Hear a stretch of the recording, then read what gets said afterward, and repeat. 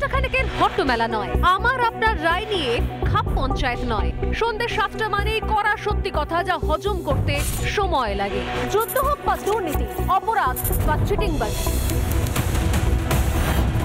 ঘুরিয়ে নাক দেখাই না আমি, যখন তখন রং বদলাই। আমি স্বর্ণালী, প্রশ্ন করি সোজাসুজি।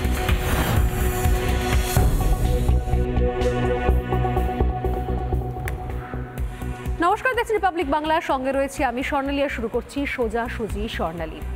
24 ঘন্টা পার হয়ে গেছে, এখনো পর্যন্ত মেরুদণ্ডটা বিক্রি নেই, এই স্লোগানই চলছে কোথাও। চিকিৎসকরা তাদের মেরুদণ্ড বিক্রি করেননি, না কোথাও নয়। মেরুদণ্ড হোক, মস্তিষ্ক হোক, নিজের চোখ হোক, কোনো কিছু বিক্রি করেননি জুনিয়র চিকিৎসকেরা। চাপের কাছেও মাথা নত নয়, মেরুদণ্ড বিক্রি নয়, শিরদাঁড়া অন্য কারোর কাছে বন্ধক দেননি জুনিয়র চিকিৎসকেরা, কারণ তাদের দায় রয়েছে চিকিৎসা করার। দিনে 2 বার ব্যবহার করো স্টপেজ ক্রিম আর নিজেকে রাখো evergreen Keya Seth aroma therapy stop age cream, আর খুঁজে পাও নতুন আমিকে। তাদের দায় রয়েছে চিকিৎসক হিসেবে চিকিৎসা করার পর সুস্থ শরীরে অন্তত বেঁচে নিজের প্রাণটা নিয়ে নিজের মা বাবার কাছে রাত্রিবেলা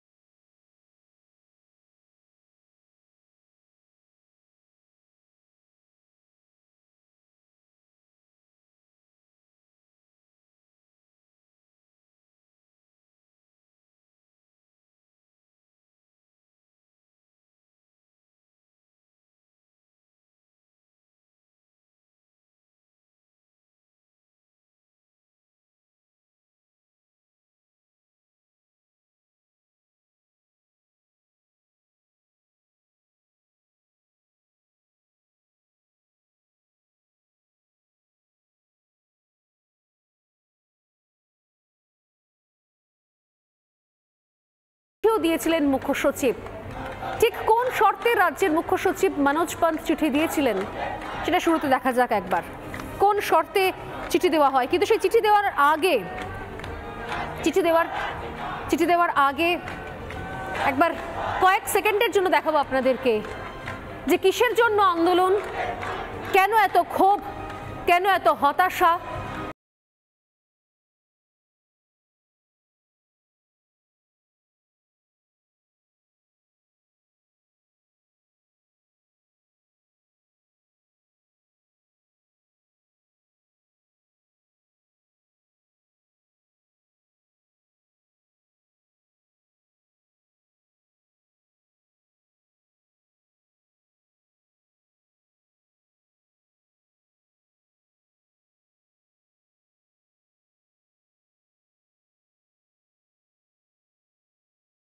সব প্যান্ডেলের একই স্বর, জাস্টিস ফর আরজি কর।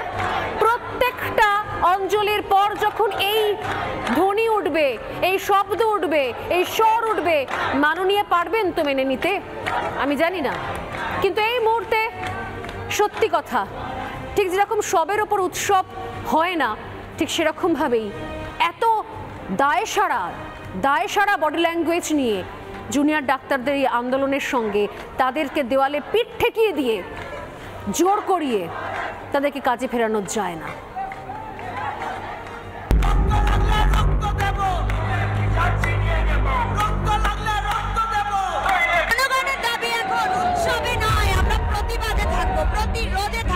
আমার বোনের সবের ওপর দাঁড়িয়ে আমি কখনো উৎসবে ফিরতে পারবো না।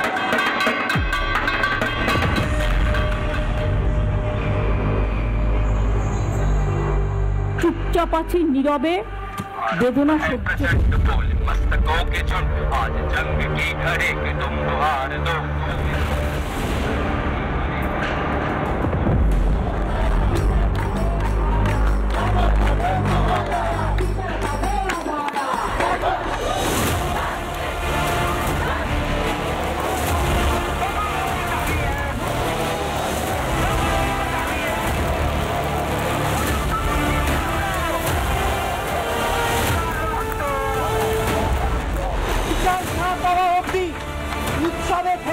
অর্গান অশ্লীল এবং অমানবিক অঙ্ক পাবে।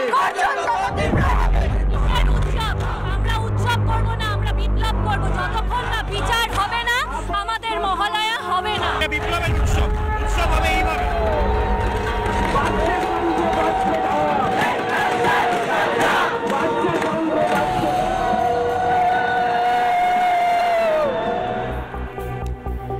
আমি জানি না মাননীয় মমতা বন্দ্যোপাধ্যায় শুনতে পাচ্ছেন কিনা, আমি সত্যি জানি না মাননীয় মমতা বন্দ্যোপাধ্যায়ের কান পর্যন্ত পৌঁছচ্ছে কিনা, তিনি শুনতে পাচ্ছেন কিনা।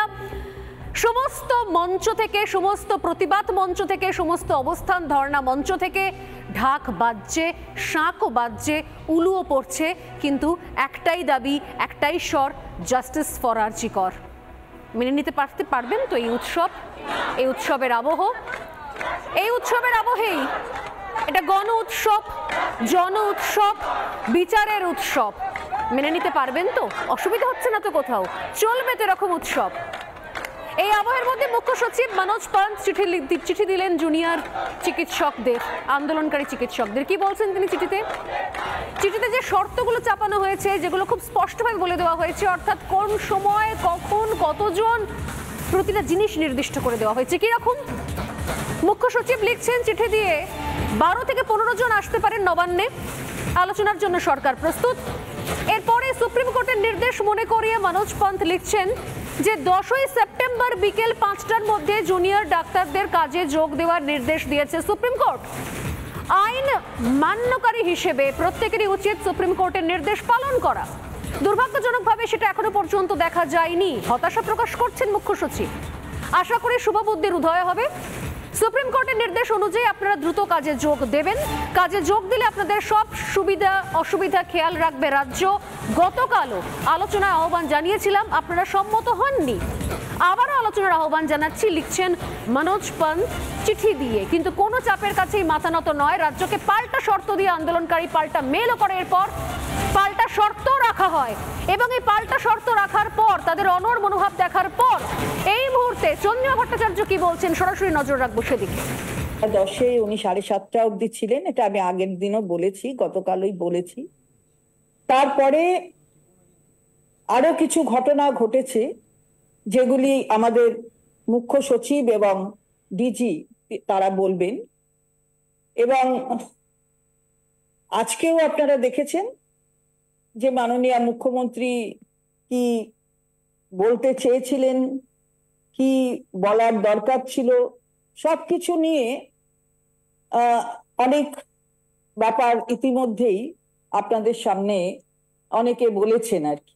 তো আমরা সবকিছু নিয়েই আপনাদের সামনে এসেছি। আমি মাননীয় মুখ্য সচিবকে বলবো প্রথমে আপনাদের কাছে বিশদে বলবেন যে ঘটনা প্রবাহ কি হয়েছে। নমস্কার, মাননীয় মন্ত্রী মহাশয় আপনাদের সামনে প্রাথমিক বক্তব্য রেখেছেন। আমরা আপনাদের সঙ্গে বসে আমাদের যারা জুনিয়র ডক্টরস আছেন ওদেরকে অনুরোধ করেছিলাম গত পরশুদিন যাতে ওরা কাজে ফিরে আসুক। তারপরে আমরা আজকে 3:30 কাছাকাছি, আমি একটা শোনা যাচ্ছে না,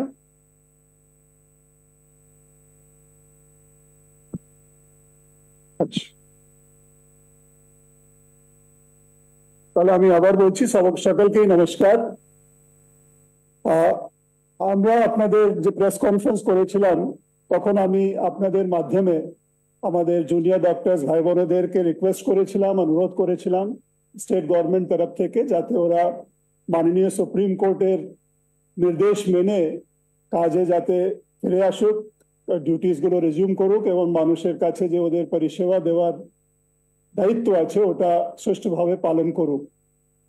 কিন্তু মাননীয় সুপ্রিম কোর্টের আদেশকে এখনো মান্য করা হয়নি। আমি আজকে আবার 3:21 একটা মেলের মাধ্যমে আমাদের জুনিয়র ডক্টরসদেরকে অনুরোধ জানিয়েছিলাম কি ওরা কাজে ফেরুক এবং গঠনমূলক আলোচনা করার জন্য ওরা আজকে 6টার সময় 12 থেকে 15 জন ওদের যারা মেম্বার্স আছেন ওদেরকে নিয়ে নবান্নায় আসুন। আমরা ওদের সঙ্গে খোলামেলা আলোচনা করব যাতে স্বাস্থ্য পরিকাঠামোর মধ্যে যে আরো উন্নতি আনার প্রয়োজন আছে, উন্নয়ন করার প্রয়োজন আছে, এটা আমরা সামগ্রিক আলোচনার মাধ্যমে যাতে আমরা করতে পারি এবং ওদের যে মূল দাবি আছে সেফটি এবং সিকিউরিটি ব্যাপারে এই আলোচনার মাধ্যমে আমরা কি কি কাজ করছি ওদেরকে বলার একটা উদ্দেশ্য ছিল এবং ওদের সাজেশনস মাধ্যমে আরো সেফ এবং সিকিউর এনভায়রনমেন্ট আমরা কি করে আমাদের হসপিটালস এবং মেডিকেল কলেজেস এবং অন্য ইনস্টিটিউশনসে তৈরি করতে পারি এটাও আমরা আলোচনার মাধ্যমে ঠিক করতে চাইছিলাম কিন্তু দুর্ভাগ্যবশ খুব দুঃখের সঙ্গে বলছি আজকেও ওরা আমাদের এই যে মেল আমরা পাঠিয়েছিলাম তাতে ওরা আজকেও রেসপন্স সেরকম প্রোঅ্যাক্টিভ এবং পজিটিভ রেসপন্স যেটা আমরা চাইছিলাম ওরা মিটিং এর জন্য আসেননি আমরা এখানে এখন অবধি অপেক্ষা করছিলাম ইতিমধ্যে একটা মেল যেটা আমরা পেয়েছি ওদের কাছ থেকে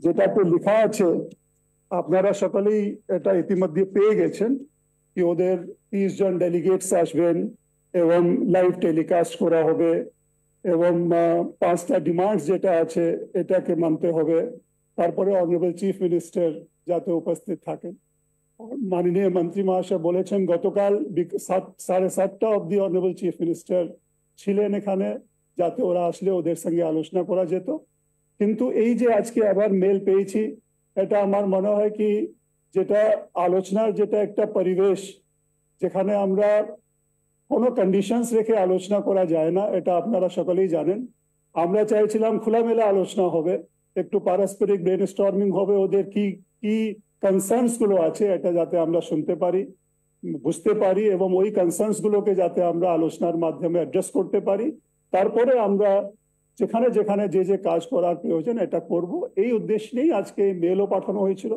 কিন্তু যেহেতু ওদের রেসপন্স এরকম আসেনি আমরা আজকেও এই সভা করতে পারিনি এটা জিনিস একটা সবাইকে বুঝতে হয় কি এই কন্ডিশনস গুলো রেখে যে একটা এটা হলে তারপরে আলোচনা হবে এই মানসিকতা আমার মনে হয় ঠিক নেই ওরা অল প্রফেশনালস আছে they are all educated people they know how to do discussions আমি মনে করি কি একটু খোলামেলা আলোচনা করার জন্য ওদের আসার উচিত ছিল কিন্তু আসেনি এটা দুর্ভাগ্যের বিষয় বাট আমরা আশা করব কি ওরা এখনো মাননীয় সুপ্রিম কোর্টের যে নির্দেশ আছে আমাদের যে অ্যাপিল আছে এটাকে সাড়া দিয়ে কাজে ফিরে আসবে মানুষের প্রতি যে ওদের দায়িত্ব আছে ওটা সুন্দরভাবে পালন করবেন আমরা দেখেছি ইতিমধ্যে ওদের যেহেতু প্রোটেস্টে আছে অনেক মানুষ যে ওদের কাছ থেকে যে পরিষেবা পেত ওরা পাচ্ছে না তো আমরা আশা করব ওদের তরফ থেকে যাতে একটা পজিটিভ প্রোঅ্যাক্টিভ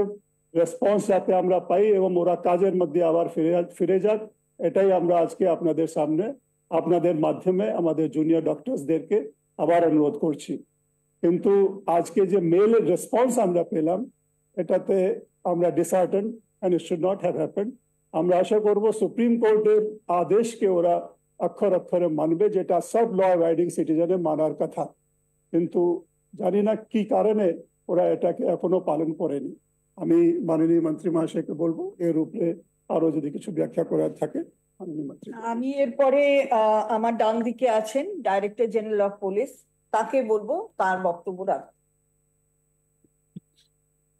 গুড ইভিনিং আমাদের মাননীয় মন্ত্রী এবং চিফ সেক্রেটারি ওনারা বলেছেন আমাদের ওয়েস্ট বেঙ্গল পুলিশ থেকে শুধু একটাই যেটা কথা আমরা আবার আমার জুনিয়র ডক্টর ভাই বোনদেরকে বলবো that we are committed to providing safe and secure work environment আমরা ওদের হসপিটালের সিকিউরিটি নিয়ে আর আদার ওয়ার্ক প্লেসেস অলসো এটা আমরা অলরেডি এঙ্গেজ করছি অ্যান্ড আমরা চাইছি তাড়াতাড়ি ওরা ফিরে আসুক ওরা একটা চেঞ্জ ডেফিনেটলি দেখতে পারবে সেকেন্ড জিনিসটা এটা হচ্ছে যেটা চিফ সেক্রেটারি অনেক আন্ডারলাইন করেছেন যদি আমরা স্বাস্থ্য পরিকাঠামোর উন্নতি চাইছি তাহলে আমাদেরকে খোলামেলাই আলোচনা করতে হবে ওপেন মাইন্ড দিয়ে আলোচনা করতে হবে অ্যান্ড ওর জন্যই আজকে ইমেল গতকালও দেওয়া হয়েছিল আজকেও দেওয়া হয়েছে অ্যান্ড ওনারা যেন ভুল পথে না গিয়ে ওনারা যদি ঠিকভাবে এটা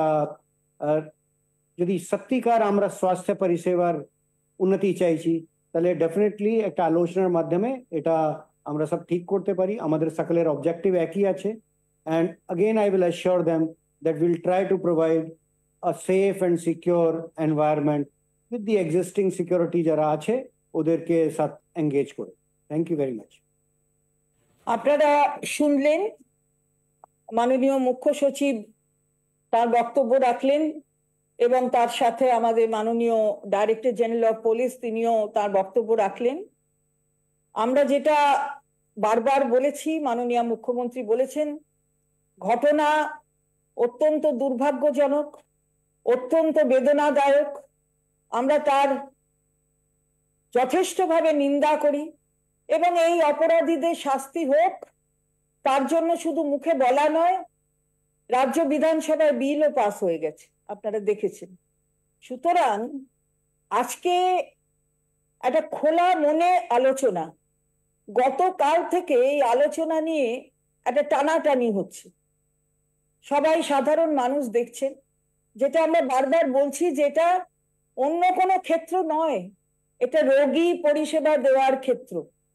আসলে সাধারণ মানুষ, গরিব মানুষ, তাদের পরিষেবাটা থেকে যাতে তারা বঞ্চিত না হন তার জন্যই বারবার অনুরোধ করা হচ্ছে। এবং সর্বোচ্চ ন্যায়ালয় মাননীয় প্রধান বিচারপতির যে বেঞ্চ প্রিসাইড করছিলেন, সেখানে অনারেবল সুপ্রিম কোর্ট 9 তারিখে ডিরেকশন দিয়েছেন যে গতকাল মঙ্গলবার 5টার মধ্যে তাদের কর্মবিরতি তারা তুলে নিক এবং কাজে ফিরুক। আমরা গতকাল 5টা অবধি বলেছি যে আমরা দেখেছি যে তারা ফিরবেন কি ফিরবেন না, আমরা নিশ্চিতভাবে বিশ্বাস রাখছিলাম তারা মান্যতা দেবেন। এই অর্ডারটা তো, ডিরেকশনটা তো অনারেবল সুপ্রিম কোর্টের। এবং যেটা মাননীয় মুখ্য সচিব বললেন যে সবাই ল অ্যাবাইডিং সিটিজেন, প্রত্যেককে সুপ্রিম কোর্টের ভার্ডিক্ট এটাকে তো মান্যতা দিতে হবে, তার সঙ্গেই গতি প্রকৃতি সবকিছু মানিয়ে চলতে হবে। সুতরাং আমরা ভেবেছিলাম যে তারা তুলে নেবেন। গতকাল 5টা থেকে অপেক্ষা করা হচ্ছিল, অর্থাৎ 6:10 আগেও কিন্তু খবর পৌঁছেছিল যে এখানে মাননীয় মুখ্যমন্ত্রী আছেন বসে, অনেক সিনিয়র অফিসাররা রয়েছেন, তারা আলোচনা করবেন। 6:10 একটা মেল গেছে প্রধান সচিব, যিনি আমাদের হেলথের প্রধান সচিব, তার কাছ থেকে একটা মেল গেছে। আমরা দেখলাম সেই মেল যাবার পরেও নানা রকম কথা বলে, আমি আর পুনরাবৃত্তি করছি না, নানা রকম কথা বলে কেউ আসলেন না এবং সেই 7:30 অবধি মাননীয় মুখ্যমন্ত্রী এখানে বসেছিলেন। অর্থাৎ তিনি কিন্তু খোলা মন নিয়ে আলোচনার জন্য বসেছিলেন।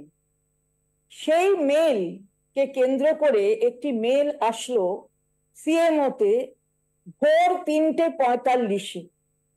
আমরা এটা প্রশ্ন করতে চাই যে কোন সিএমওতে কোন মেল 3:45 এই ব্যাপার নিয়ে আসা, এটা কি খুব স্বাভাবিক? নিশ্চয়ই নয়, সবাই মানবেন এটা। তাহলে কি এর পেছনে কোনো রাজনীতি লুকিয়ে আছে? আসলে রাজনীতি লুকিয়ে আছে বলেই তাই এই ধরনের ঘটনা প্রবাহ আমরা দেখছি। 3:45 মেল, তারপর আজকে 3:21 অথবা 3:23 মাননীয় মুখ্য সচিব একটা মেল। দীর্ঘক্ষণ বক্তব্য শুনলাম, একদম ডাইরেক্ট প্রেস কনফারেন্স। চন্দ্রিমা ভট্টাচার্যের সঙ্গে মুখ্য সচিবও ছিলেন এবং মূল যেটা বক্তব্য, অত্যন্ত হতাশাজনক জুনিয়র চিকিৎসকদের তরফ থেকে যে প্রতিক্রিয়া পাওয়া গেল, যেভাবে কোথাও মধ্যরাতে ভোররাতে মেল পাওয়া গেল এবং এখনো পর্যন্ত যে অনড় মনোভাব, তারা বুঝতেই পারছেন না যে এত বড় একটা দায়িত্ব মানুষের পরিষেবা দেওয়া, সেই জায়গা থেকে সরে কি করে সুপ্রিম কোর্টের নির্দেশ অমান্য করে তারা এখনো পর্যন্ত অনড় অবস্থানে থাকতে পারেন, বুঝতেই পারছে না রাজ্যের প্রশাসন, রাজ্যের মন্ত্রী এবং বিশেষত মুখ্যমন্ত্রী, যেখানে নিজে গতকাল এতক্ষণ অপেক্ষা করেছিলেন। তারপরও এত হতাশাজনক। আমি আমাদের স্টুডিওতে যারা রয়েছে তাদের সঙ্গে একবার আলাপ করে আমি চলে যাব সরাসরি ধর্ণা মঞ্চে। এই মুহূর্তে আমার সঙ্গে রয়েছেন রাজনৈতিক বিশ্লেষক সন্ময় মুখার্জি, রয়েছেন সিপিআই নেতা সৈকত গিরি এবং রয়েছেন আন্দোলনকারী চিকিৎসক আরজি করের ডক্টর ত্রিনেশ মণ্ডল। ত্রিনেশ, প্রত্যেককে স্বাগত রিপাবলিক বাংলায়। আমি সবার কাছে আসার আগে এই মুহূর্তে সরাসরি ত্রিনেশ আপনাদের মঞ্চেই একবার চলে যাচ্ছি, সেখানে সবাই আশা করি এই প্রেস কনফারেন্স শুনছিলেন, মোবাইলে লাইভ স্ট্রিমিং শুনছিলেন। ভাস্কর, কি বলছেন তারা? এত হতাশ করেছেন তারা রাজ্যের প্রশাসনকে, রাজ্যের সরকারকে। চন্দ্রিমা ভট্টাচার্য এত হতাশ, মুখ্য সচিব এত হতাশ, তারা বুঝতেই পারছেন না যে পরিষেবা দেওয়ার কাজটা থেকে কেন তারা মুখ ঘুরিয়ে থাকছেন। ওটাই তো প্রাইমারি কাজ। এবং সেই জায়গা থেকে মধ্যরাতে মেল এবং এত অনড় মনোভাব, খোলামেলা মানসিকতা নেই, তারা আসতে চাইছেন না, যোগাযোগ করতে চাইছেন না, সুপ্রিম কোর্টের নির্দেশ অনুরোধ মানতে চাইছেন না, কি বলছেন ওনারা?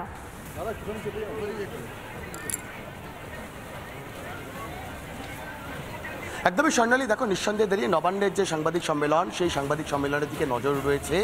যারা এখানে চিকিৎসকেরা রয়েছেন তাদের প্রত্যেকের, এবং এই মুহূর্তে আমার ভিডিও মেয়েরা সেই ছবিটাই দেখাচ্ছে যে এই মুহূর্তে আন্দোলনকারীরা, যারা চিকিৎসকেরা, যারা ন্যায় বিচারের দাবিতে পথে নেমেছেন, তারা এই মুহূর্তে কিন্তু সাংবাদিক সম্মেলনের দিকে নজর রেখেছেন। এবং অবশ্যই বারবার মুখ্যমন্ত্রীর অপেক্ষা করার কথা চন্দ্রিমা ভট্টাচার্যরা বললেন, এবং এমনকি এই প্রশ্নও তোলা হলো কেন ভোর 3:50 নাগাদ সিএমওতে মেল করা হলো।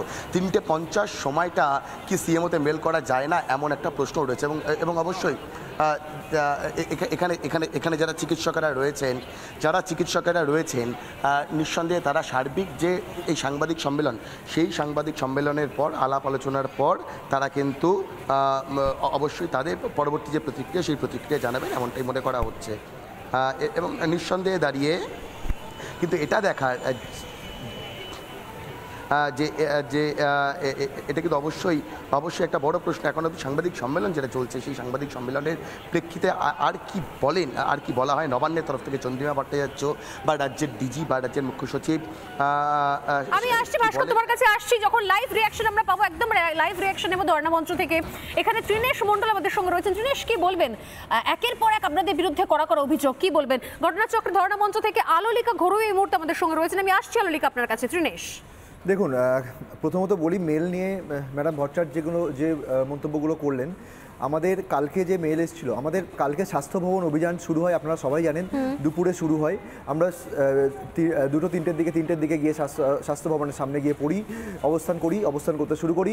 এবং আমাদের আন্দোলনের যে দাবি, স্বাস্থ্য ভবন অভিযানের যে মেন দাবি ছিল যে আমাদের যে 5 দফা দাবি আছে, সেই দাবিগুলো যেন অবিলম্বে মেনে নেওয়া হয়। সুপ্রিম কোর্টের যে ডেডলাইন দেওয়া ছিল যে বিকেল 5টার মধ্যে কাজে ফিরতে হবে, আমরা চেয়েছিলাম বিকেল 5টার মধ্যে মুখ্যমন্ত্রী এবং তার দপ্তর আমাদের এই দাবিগুলো মেনে নেবে, কিন্তু আমরা দেখি যে সেটা একেবারেই হলো না। তারপর আমরা মেল পেলাম 6:40 নাগাদ গতকাল, যে মেল পাওয়ার পর আপনারা সবাই জানেন প্রত্যেকটা আমাদের ডিসিশন, এত বড় আন্দোলন হচ্ছে, সেই আন্দোলনের ডিসিশন সমস্ত মেডিকেল কলেজের যে রিপ্রেজেন্টেটিভরা আছে তারা জেনারেল বডি মিটিং করে তারপর ডিসাইড করেন যে যাবেন কি যাবেন না। সেই জেনারেল বডি মিটিং হতে যথারীতি দেরি হওয়াটাই স্বাভাবিক, এবং সেই দেরির পরে মুখ্যমন্ত্রী দপ্তর নয়, কালকের মেল যেটা এসেছিল সেটা স্বাস্থ্য সচিবের তরফ থেকে এসেছিল।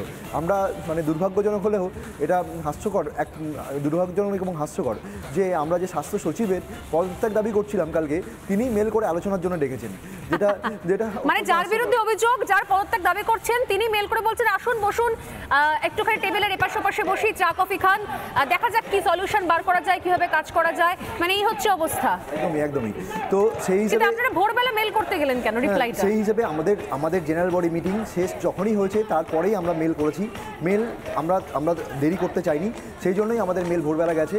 এবং এমন কোথাও তো বলা নেই যে হেলথ সেক্রেটারিকে ভোরবেলা মেল করা যাবে না। তো সেই হিসাবে আমরা যত তাড়াতাড়ি পেরেছি, আমাদের ওই টাইমটাই আমাদের সবচেয়ে তাড়াতাড়ি টাইম ছিল, আমরা সেই টাইমে মেল পাঠিয়েছি। এবং সেখানে পরিষ্কার বলা ছিল যে আমাদের রিপ্রেজেন্টেটিভের সংখ্যা অনেক বাড়াতে হবে, লাইভ টেলিকাস্ট করতে হবে ইত্যাদি। যে দাবিগুলো আজকে রাখা হয়েছে, যে 4টে দাবি রাখা হয়েছে, সেই প্রত্যেকটা দাবির কথা আগের দিনও বলা ছিল। কিন্তু আজকে যে চিফ সেক্রেটারির তরফ থেকে যে মেল এলো আজকে দুপুরে, আজকে যেটা এলো, সেই মেলের পরিপ্রেক্ষিতে আমাদের জেনারেল বডি মিটিং আবার হয়। সেই মিটিংয়ের পর আমাদের মেল করি, আমরা যে 4টে দাবি রেখেছি, যে ডেলিগেশন অন্তত 30 জনের রিপ্রেজেন্টেটিভ পাঠাতে হবে। কারণ হচ্ছে আমাদের মেডিকেল কলেজই টোটাল সংখ্যা যারা আন্দোলনের ডব্লিউবিজেডিএফের অধীনে আন্দোলন করছে তার সংখ্যা 26। তাহলে তাদের মধ্যে তো 1-2 অন্তত রিপ্রেজেন্টেটিভ প্রত্যেক মেডিকেল কলেজ থেকে থাকতে হবে, সেটা তো আশা করি সরকার বুঝবে। 30 জনের রিপ্রেজেন্টেটিভ আমরা চেয়েছিলাম। 2 নম্বর আমাদের আপনাদের যে 4টে শর্ত দেওয়া হয়েছে, সেই শর্ত নিয়ে কিছু বলা হলো কি প্রেস কনফারেন্স? আমি তো কিছু শুনতে পেলাম না। আমি আসছি, আমি আলোলিকা ঘরুই আমাদের সঙ্গে বাইরে থেকে রয়েছেন। আলোলিকা, এখনো পর্যন্ত আপনারা রয়েছেন মঞ্চে, আশা করে প্রেস কনফারেন্স পুরোটাই শুনলেন। আপনাদের ভূমিকা নিয়ে অত্যন্ত হতাশা প্রকাশ করলেন চন্দ্রিমা ভট্টাচার্য। আমার বক্তব্য হচ্ছে যে এরপর কি করবেন আপনারা সেক্ষেত্রে?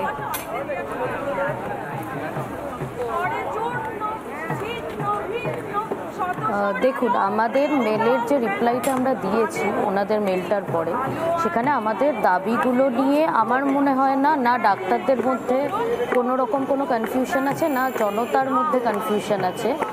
সেখানে ওনারা বলছেন বারবার যে আমাদের একটা খোলাখুলি আলোচনার দরকার, একটা খোলা মনে আলোচনা করা দরকার। সেখানে খোলা মনে আলোচনার জায়গায় আমরা সেখানে ক্লোজ ডোর মিটিংটা একটু সন্দেহজনক লাগে নাকি? আর আমাদের যে হাসপাতাল যতগুলো আছে, যতগুলো মেডিকেল কলেজ আছে আমাদের, যার সংখ্যা কম করে 26, প্রতি জায়গা থেকে একজন প্রতিনিধি যদি না থাকে, উনি নিজেরাই বলছেন ওনারা যে আমরা প্রতিটা কলেজের কি সমস্যা, কোথায় কি সমস্যা, কোথায় কি সিকিউরিটি ল্যাবস আছে, সেগুলো নিয়ে আমরা খোলা মনে আলোচনা করতে চাই। তো আমি সিএনএমসির এখন পিজিটি, তো আমি সিএনএমসির পিজিটি হয়ে নিশ্চয়ই এসএসকেএম এ কি সমস্যা সেটা বলতে পারবো না, বা আরেকজন এসএসকেএম এর ডাক্তারবাবু হয়ে তিনি নিশ্চয়ই এনআরএস মেডিকেল কলেজের কি সমস্যা সেটা বলতে পারবেন না। তো সেই ক্ষেত্রে আমাদের দাবিটা কোথাও অযৌক্তিক না। আমরা 30 জন, কমপক্ষে 30 জন নেওয়ার দাবিটা অনেক ভেবে চিনতে গণতান্ত্রিকভাবে মিটিং করেই জিনিসটা আমরা ডিসাইড করেছি। আমি আসছি, এখানে আমাদের সঙ্গে রয়েছেন সন্ময়দা এবং সৈকত গিরি। সন্ময়দা, অদ্ভুত রকমভাবে ওনাদের দাবি, প্রথম 5 দফা দাবি আমরা সবাই জানি, যেখানে অভয়ার পূর্ণাঙ্গ বিচার থেকে শুরু করে যে পদত্যাগগুলো তারা চেয়েছেন, একের পর এক বিনীত গোয়েলের অপসারণ চেয়েছেন। একটা বিষয় নিয়ে এখনো পর্যন্ত কোনো সদর্থক মন্তব্য নেই, মনোভাব নেই। উপরন্তু গতকাল নাকি মমতা বন্দ্যোপাধ্যায় অপেক্ষা করছিলেন, আজকে তাদের অত্যন্ত হতাশাজনক মনোভাব। তাদের প্রাইমারি কাজ হচ্ছে পরিষেবা দেওয়া। যদিও আমি একটা পরিসংখ্যান নিয়ে বসে আছি যে আসলে জুনিয়র ডাক্তারদের অনুপাতের হিসেবে তারা কোন কোন হাসপাতালে কতটা সংখ্যায় রয়েছেন এবং তাদের অবস্থানের জন্য বা তাদের ধর্নার জন্য আদপে পরিষেবা বিঘ্নিত হওয়ার দূর পর্যন্ত কোনো সম্ভাবনা আছে কিনা সেই পরিসংখ্যান এই মুহূর্তে আমাদের হাতে রয়েছে। তারপরে যে মনোভাব, যে বডি ল্যাঙ্গুয়েজ দেখলেন, চিঠির ক্ষেত্রে নির্দিষ্ট করে দেওয়া, এই সময় এই তারিখ এতজন মিলে এই জায়গায় এতগুলো চেয়ারে বসে পড়বে, কি মনে হচ্ছে আদৌ সরকারের কোনো ইচ্ছে রয়েছে যে দাবি দাওয়াগুলোকে অ্যাড্রেস করা? আমি প্রথমেই বলি, মানে আমি একটু প্রসঙ্গের বাইরে সামান্য যাব।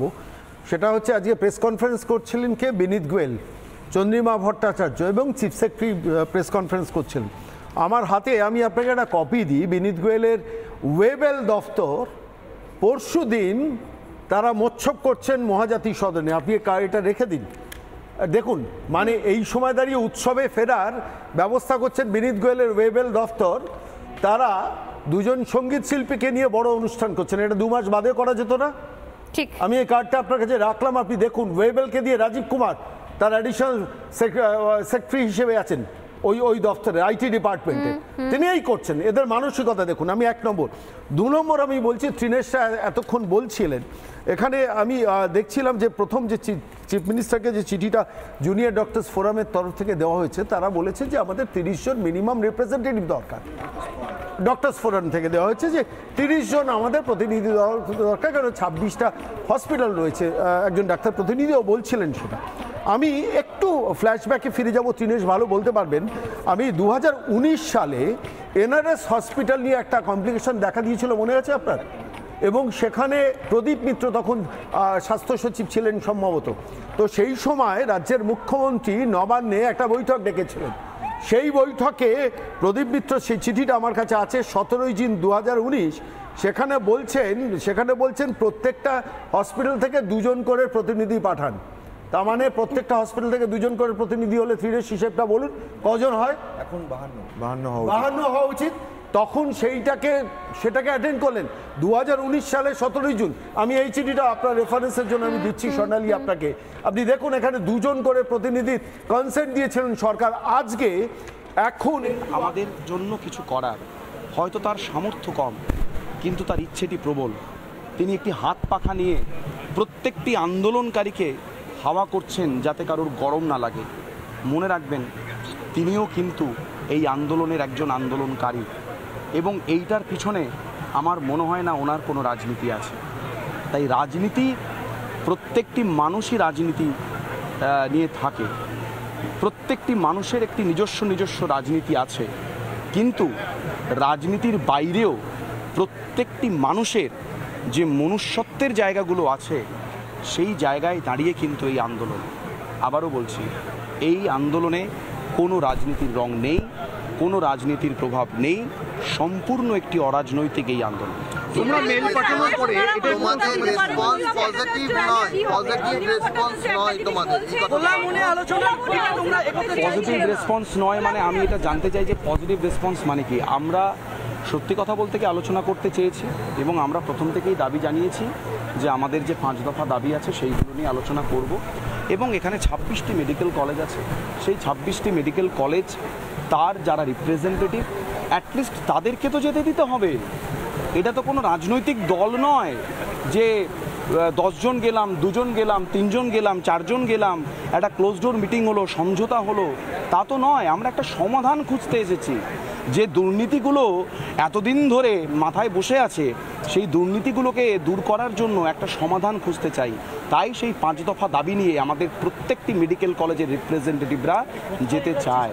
শর্ত আরোপ করা হচ্ছে,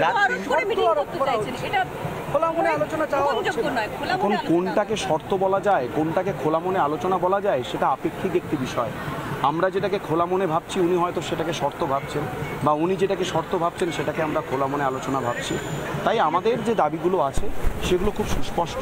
আবারও বলছি, আমরা যে মেল রিপ্লাই করেছি যদি সেই সমস্ত শর্তগুলো, আবারও বলছি, শর্তগুলো মেনে নিয়ে যদি আলোচনা হয় আমরা সদা প্রস্তুত আলোচনার জন্য। ভোর 3টের পরে যাচ্ছে মেল করা হয়েছে, সেটাকেও ঠিকভাবে নেওয়া হয়। দেখুন, আমরা তো এরকমভাবে আন্দোলন করতে আসিনি যে 9টার সময় আন্দোলন করলাম, 9:30টায় ডিনার করে বাড়িতে গিয়ে শুয়ে পড়লাম, সেরকমভাবে তো আন্দোলন করতে আসেনি। আমাদের এখানে প্রত্যেকটি জিনিস, প্রত্যেকটি বিষয় লক্ষ্য রাখতে হচ্ছে। তাই সবার সাথে আলোচনা করে, আবারও বলছি, সবার সাথে আলোচনা করে, এখানে যে বিপুল জনসমাবেশ আছে, জনসাধারণ আছে, সবার সাথে আলোচনা করেই কিন্তু আমরা ওই মেলের রিপ্লাই করেছি।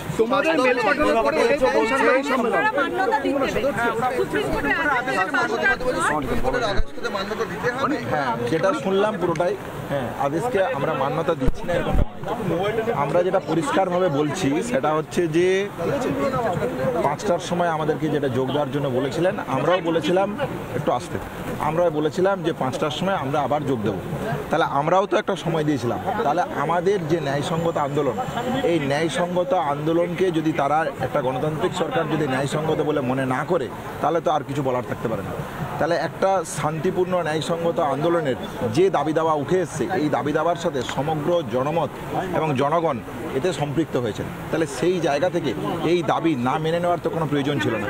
যে মুহূর্তে দাবি মেনে নেবে, আমরা তো বলেছি সেই মুহূর্তে আমরা আলোচনা করে আমাদের সুনির্দিষ্ট পদক্ষেপ রেখে যাই। তাহলে এই জায়গাটা তো সমাধানের জন্য, মানে আমার তো মনে হয় যে বিকেল 5টার পর এত সময় গড়ালো কেন? এই জায়গাটাতে আমার মনে হয় যে বিকেল 5টার মধ্যেই এই সমাধান শেষ হয়ে যাওয়া উচিত ছিল। চন্দ্রিমা ভট্টাচার্য বলছেন 5টার পর মুখ্যমন্ত্রী কোনো নেতিবাচক পদক্ষেপ নেননি। আমরা অবশ্যই খোলা মনে আলোচনাই করতে চাইছি। আমরা খোলা মনে আলোচনার জন্য প্রস্তুত এবং সেই জায়গা থেকেই আমরা আমাদের যা মেলের রিপ্লাই সেটা রেখেছি। যদি সদর্থক পদক্ষেপ আসে আমরা অবশ্যই আলোচনার জন্য যাব এবং আমাদের যা সুনির্দিষ্ট দাবি দেওয়া আছে সেই দাবি দেওয়া রেখে আমরা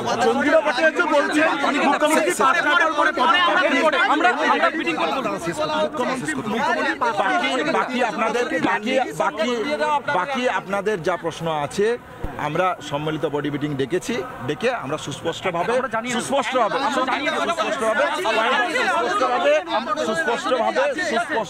পয়েন্ট বাই পয়েন্ট যা রেখেছে, আমাদের আন্দোলন সম্পূর্ণ অরাজনৈতিক। আমাদের যা বলার সম্পূর্ণ পয়েন্ট বাই পয়েন্ট, আমাদেরকে একটু সময় দিন, 15 মিনিটের মধ্যে আমরা জানি।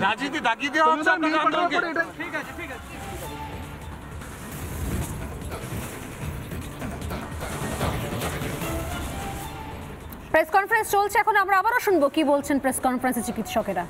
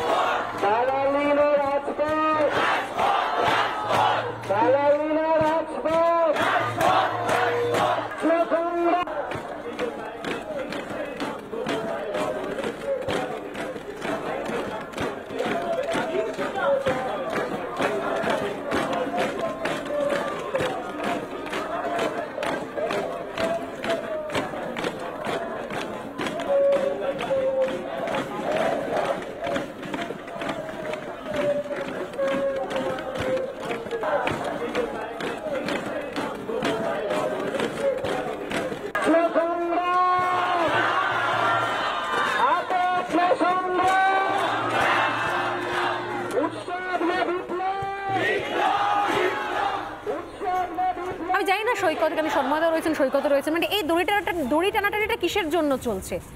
আমি কিছুক্ষণ আগে বলছিলাম যে আমার কাছে গোটা পরিসংখ্যান রয়েছে যে কোন কোন হাসপাতালে, রাজ্যের সরকারি বেসরকারি হাসপাতালে 3000 intern junior doctor, house staff, PGD একমাত্র মেডিকেল কলেজগুলোতে থাকে। প্রতি জেলায় একটা করে মেডিকেল কলেজ রয়েছে, অনেক কলেজেরই প্রথম ব্যাচ এখনও পড়ছে।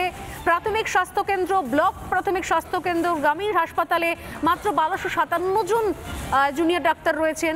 এই সমস্ত স্বাস্থ্যকেন্দ্রে জুনিয়র ডাক্তারই নেই। গ্রামীণ হাসপাতাল রয়েছে 1257, যেখানে জুনিয়র ডাক্তারই নেই। হঠাৎ করে এই ধরনের তত্ত্ব খাড়া করে তাদের যে বেসিক ন্যায্য দাবি দেওয়া সেগুলোকে কোনো গুরুত্ব না দিয়ে, তাদের সেফটি সিকিউরিটির কোনো গুরুত্ব না দিয়ে সম্পূর্ণ বিষয়টাকে এমন করে ঘোরানো হচ্ছে যেন মনে হচ্ছে এদের বিরুদ্ধে এভিডেন্স জোগাড় করা হচ্ছে। আবার যখন পরে শুনানি হবে তখন বলা হবে যে আমরা তো এত চেষ্টা করেছিলাম, এরা কোনোভাবে কোঅপারেট করলো না। চলছেটা কি? দেখুন, প্রথমত হচ্ছে আমাদের মনের ভেতরে প্রশ্ন তৈরি হচ্ছে যে মাননীয়ার কেন এত শান্তিপূর্ণ নাগরিক আন্দোলনে ভয়? ধর্ষকদের বাঁচাতে, দুর্নীতিগ্রস্ত আমলাদের বাঁচাতে এভাবে হুঁশিয়ারি দিতে হয়? গোটা রাজ্য জুড়ে প্র্যাকটিক্যালি 7,500 জুনিয়র চিকিৎসকদের ভিলেন বানানো হচ্ছে। 93,000 registered doctor, multi speciality super speciality hospital, নীলসাদা বিল্ডিং, সেই বিল্ডিংগুলোর ভেতরে তাহলে চিকিৎসা পরিষেবায় জুনিয়র ডাক্তাররা ছাড়া কোনো ডাক্তারবাবু নেই? আমি বলছি মিথ্যে তথ্য দেওয়া হচ্ছে। ডাক্তারবাবুরা তথ্য সামনে এনেছেন। 2024 সালে এই সময়কালে 24 জন এক মাসে মারা গেছেন, 2023-এ 38, 2021 সালে 178, 2020 সালে 429। তখন তো কোনো জুনিয়র ডাক্তারদের আন্দোলন ছিল না।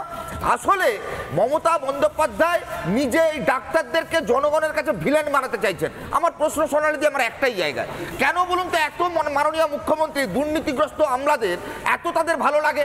শিক্ষা দপ্তরে শিক্ষা সচিব, খাদ্য দপ্তরে খাদ্য সচিব, সুবীরেশ বাবু থেকে মানিক ভট্টাচার্য, এই আপনার স্বাস্থ্যক্ষেত্রে স্বাস্থ্য সচিব, পুলিশ কমিশনার বিনীত বাবু, এমনকি আজকে যিনি প্রেস কনফারেন্স করলেন রাজীব কুমার, প্রত্যেকের বিরুদ্ধে চুরি, লুট, দুর্নীতি, তথ্য প্রমাণ লোপাট, মমতাকে সাহায্য করা, তৃণমূলের চোর গুন্ডাদের, বদমাশদের সাহায্য করা, ধর্ষকদের সাহায্য করা, এই তো অভিযোগ। তাদেরকে সরাতে কেন এত ভয় পাচ্ছেন? কেন তিনি এত দ্বিধাদ্বন্দ্বে ভুগছেন? নাকি আসলে খাদ্য, কয়লা, চাকরি, স্বাস্থ্য সব দুর্নীতিতেই আমলারা একটা মাত্র পরিবার, গোষ্ঠীগত কয়েকজন লুট করার কোম্পানি নাম লিখে তাদেরকে সাহায্য করতেন? তাদেরকে কি এই স্বাস্থ্য দপ্তরের জাল ওষুধের কারবারে ভাগ যেত 14 তলা কালীঘাট অব্দি? আমি আর একটা প্রশ্ন, সেই যে সর্মদা পয়েন্ট আউট করলেন, এনআরএস 2019-এর ঘটনা, সিসিটিভির টাকা বরাদ্দ হয়েছে, সিসিটিভি লাগানো হয়নি, নতুন যন্ত্রের টাকা অ্যালটমেন্ট হয়েছে, স্বাস্থ্য দপ্তরের টাকার কাটমানি খাওয়া হতো। আজকে জুনিয়র ডাক্তাররা কেন নেমেছেন? তারা নামছেন কারণ টাকার বিনিময়ে নাকি ডাক্তারি পরীক্ষায় পাস করানো হতো, টাকার বিনিময়ে নাকি ড্রাগের বিজনেস করা হতো, টাকার বিনিময়ে হোস্টেল অ্যালটমেন্ট করা হতো। অভিজ্ঞ বিরূপাক্ষ সন্দীপরা স্বাস্থ্য দপ্তর চালাতো, আর স্বাস্থ্য সচিব মমতার কথা মতন এদেরকে আড়াল করতেন, বাঁচাতেন। আর সেই জায়গায় জুনিয়র ডাক্তাররা ঝাড়ু হাতে সাফ করতে নেমেছে। কিন্তু সমাজের পক্ষে আগামী দিনের জন্য ভালো। মাননীয় মুখ্যমন্ত্রী তো 24 ঘন্টা নাকি কাজ করেন, 24 ঘন্টা জেগে থাকেন, তিনি ঘুমোতে যান না। তাহলে নবান্নে একদিন শুধু অপেক্ষা করলেন। মাননীয় মুখ্যমন্ত্রী ভুলে গেছেন দিনের পর দিন বুদ্ধদেব ভট্টাচার্য, নন্দীগ্রাম, সিঙ্গুর, রিজওয়ানুরের সময় দিনের পর দিন মহাকরণে অপেক্ষা করতেন, একদিনও তিনি আসেননি। কারণ উনি তখন মুখ্যমন্ত্রী হওয়ার স্বপ্ন দেখেছিলেন, রাজনীতি করেছিলেন। আজকে ডাক্তারবাবুরা কেউ মুখ্যমন্ত্রী হতে চায় না, এরা রাজনীতি করছে না। রাজনীতি এটাও বলে দিলেন, যদি ভট্টাচার্য হাত তুলছেন সন্ময়দা, যে এটাও বলে দিলেন যে এখানেও রাজনীতি চলছে, জুনিয়র ডাক্তাররা নাকি রাজনীতি করছেন, অথচ তাদের দাবিতে কিন্তু কোথাও মুখ্যমন্ত্রী পদত্যাগ নেই, আমি যতদূর আমি দেখলাম। আমি একটা ছোট্ট সংযোজন করি। আচ্ছা, রাজ্যের মুখ্যমন্ত্রী যদি সরাসরি ওই ধর্নাস্থলে চলে যেতেন, সমস্যাটা কি হতো? তার ইগোটা হয়তো ডাউন হতো, কিন্তু এই সমস্যাটা মেটানোর জায়গায় যেত। আসলে একটা বড় সংকট, কিন্তু আমি পরিষ্কার বলি, স্বর্ণালী আপনাকে বলি, ডাক্তারবাবুরা যেটা বলেছেন লাইভ স্ট্রিমিং করতে হবে এন্টায়ার বক্তব্য, এবং সেখানে প্রশ্ন উঠেও আসবে যে প্রশ্নগুলো, সেই প্রশ্নগুলো রাজ্যের মুখ্যমন্ত্রীর পক্ষে কিন্তু সাংঘাতিক অস্বস্তি। পুলিশে কে দিয়ে কিভাবে এভিডেন্স ট্যাম্পারিং, কিভাবে বডি চৌপাট করা, লোপাট করা, প্লেস অফ অফেন্স নষ্ট করা, 14 তারিখ রাত্রিবেলা পুলিশকে কম্বলের তলায় কিংবা নার্সদের বাথরুমের মধ্যে লুকোনো, সমস্ত প্রশ্নগুলো তো উঠবে, বাংলার মানুষ শুনবে। সেই জন্যই সময় শেষ, একদম শেষ মুহূর্তে একটা ব্রেকিং নিউজ জানিয়ে শুধু শেষ করছি। এই মুহূর্তে নবান্ন থেকে যে ব্রেকিং নিউজ আসছে, আন্দোলনকারীদের শর্ত মানতে রাজি নয় নবান্ন। শর্ত মেনে আলোচনা নয়, খোলামেলা আলোচনা চেয়েছিলাম, সেটা হলো না। নবান্নে জানিয়ে দিলেন জনিয়া ভট্টাচার্য, শর্ত মেনে কোনো আলোচনা হবে না। অর্থাৎ তাদের এর আগে 4-5 দফা দাবি এবং পরবর্তীকালে 4টে যে শর্ত রাখা হয়েছিল, কোনো শর্তই তারা মানবেন না, কোনো দাবি নিয়ে তারা আলোচনা করবেন না, খোলামেলা মনে নাকি আসতে হবে। আমার জানা নেই মাননীয়া চন্দ্রিমা ভট্টাচার্য, খোলামেলা মানেটা আপনার কাছে কি? খোলামেলা মানে এটাই যে আপনারা যা যা বলবেন তাই তাই শুনে চুপচাপ নিজেদের মেরুদণ্ড শিরদাঁড়াটা বিক্রি করে গিয়ে কাজে যোগদান করতে হবে এবং অপেক্ষা করতে হবে যে আবার কবে তাদের সহকর্মী, সহযোদ্ধা, সহচিকিৎসক, তাদের বোন, তাদের বন্ধু, তাদের পরিণতি আবার অভয়ার মতো হয় তার জন্য। এইটা হচ্ছে খোলামেলা মন কি আপনার কাছে? এটার কি ডেফিনেশন আমার জানা নেই। সময় একদম শেষে, ছোট্ট বিরতি নিয়ে ফিরে আসছি। প্রত্যেককে ধন্যবাদ জানিয়ে সঙ্গে থাকুন।